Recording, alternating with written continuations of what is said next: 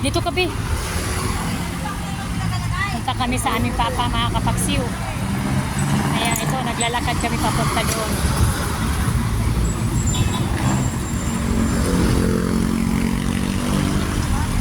Tabi ah. Okay, tawid.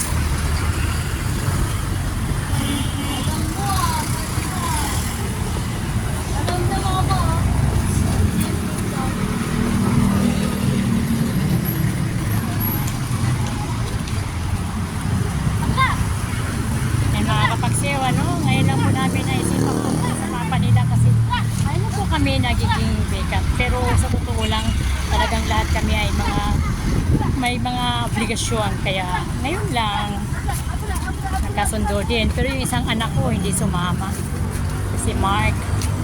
Ay, naku,